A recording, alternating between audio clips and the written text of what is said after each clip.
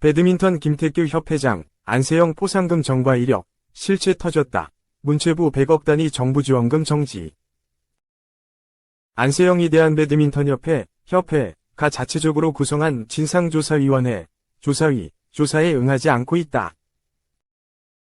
협회 관계자는 안세영에게 조사 참석을 권유하며 날짜를 제안했지만 선수 측에서 이번 주는 어렵다는 입장이다. 소속팀을 통해 공문을 받았다 라고 밝혔다.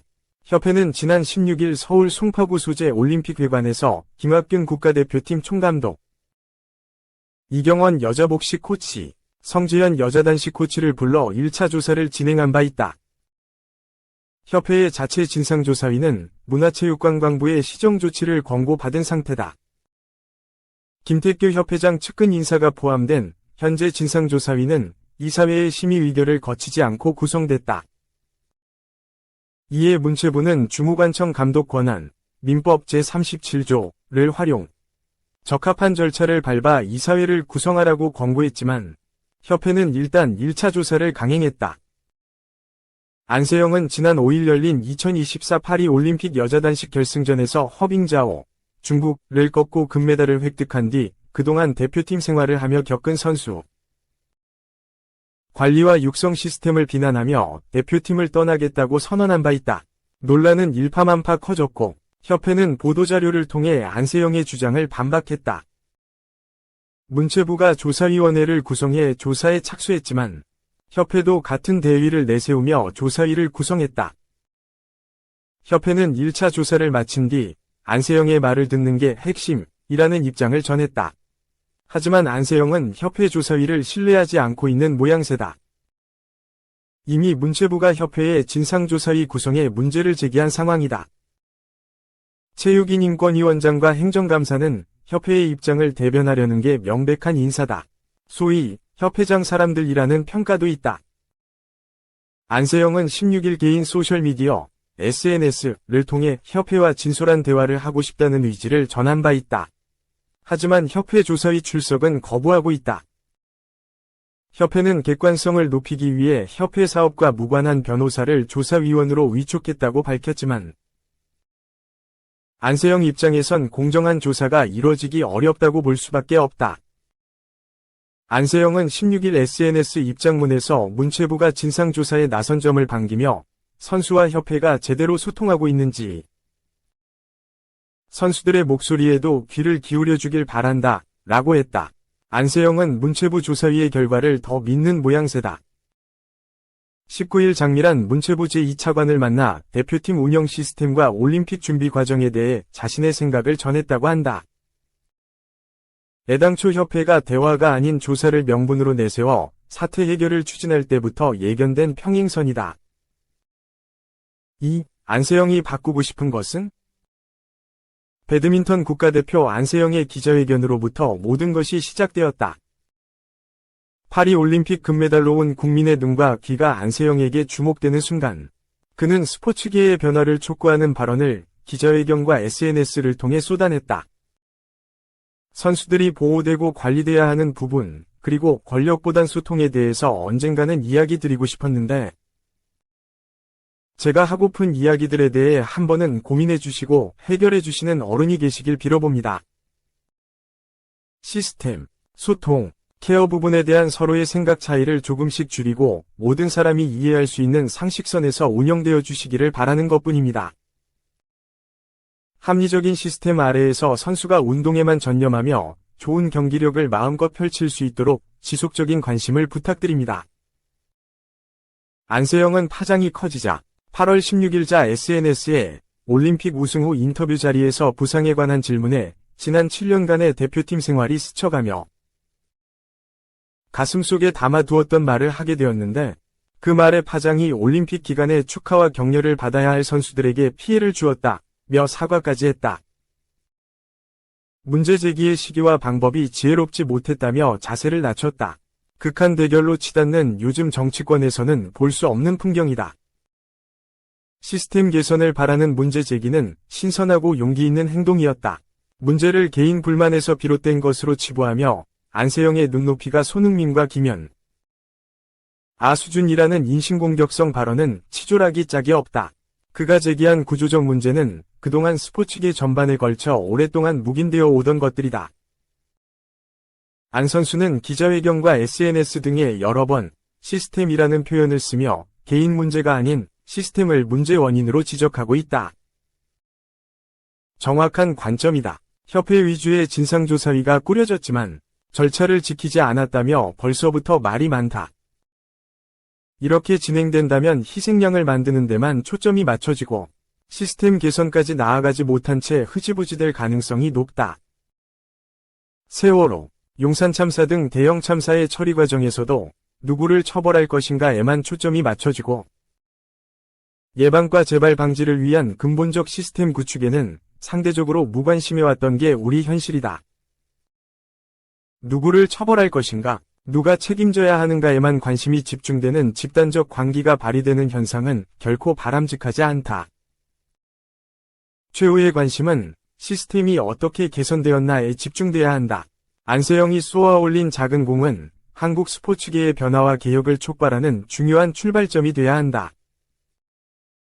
협회 운영 방식이 투명해지고 선수 선발 공정성이 하견이나 다른 요인에 의해 휘둘리지 않는 제도적 장치도 마련돼야 하고 선수들의 자율성과 권익이 보장되면서 최상의 기량을 발휘할 수 있는 환경도 마련돼야 한다.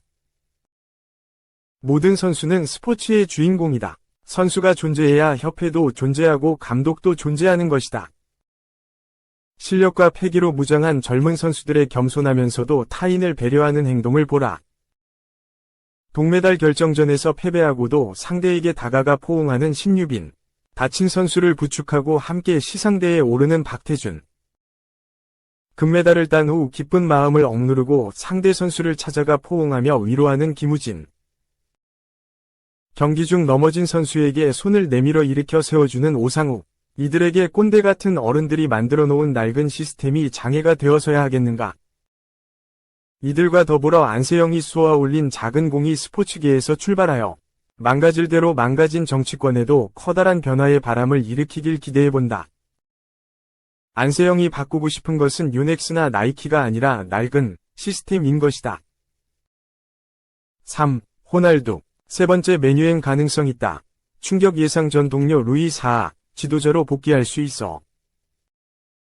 크리스티아누 호날두, 39알 나스르가 세 번째 맨체스터 유나이티드행이 성사될 수 있다는 예상이 나왔다. 다만, 선수가 아닌 지도자로 친정팀에 갈 수 있다는 측근의 확신이다. 호날두와 맨유에서 한솥밥을 먹었던 프랑스 국가대표 공격수 출신 루이 사하, 46가 2년 전 씁쓸하게 맨유를 떠났던 호날두가 다시 올드트래퍼드로 돌아올 수 있다고 말했다. 사하는 19일 덴마크 스포츠 전문 매체 티브 스포튼과의 독점 인터뷰에서 올 시즌 맨체스터 유나이티드를 둘러싼 현안에 대해 자신의 생각을 솔직히 밝혔다. 덴마크 매체답게 자국 최고의 샛별 라스무스 호일룬 20일의 성장 가능성을 묻는 질문으로 시작된 인터뷰에서 사하는 첫 시즌 충분히 좋은 모습을 보였지만 스스로 찬스를 만들어내지 못해 좌절감도 맛봤다 면서 옆에 조력자가 필요한데 판 니스텔로이가 코치로 합류해 큰 도움이 될 것이라고 밝혔다. 최근 팀 내 입지가 불안한 덴마크의 크리스티안 에릭센, 스웨덴 출신 빅토르 린데레프 등 북유럽 선수들의 미래에 대한 질문과 에릭 텐 하흐 감독에 대한 평가, 맨유의 이번 여름 이적 시장 등 다양한 얘기가 나왔다. 가장 눈길을 끈 대목은 마지막으로 질문한 호날두에 대한 것이었다. 호날두가 언젠가 맨유로 돌아올 것인가?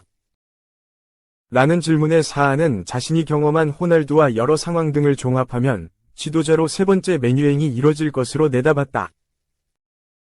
사하는 호날두는 언젠가 맨유로 복귀할 열정과 헌신을 갖고 있다. 코치나 감독으로 복귀할 수도 있다.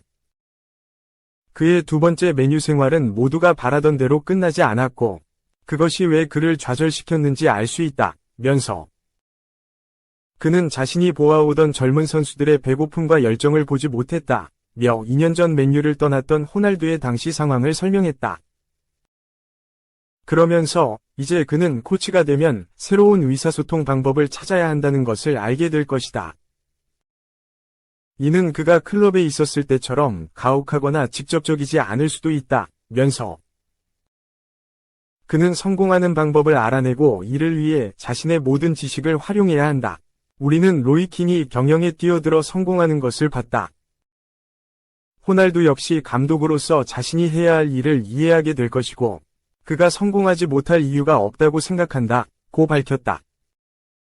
사안은 호날두의 남은 커리어를 감안하면 선수가 아닌 지도자로 친정 맨유로 돌아갈 것으로 봤다.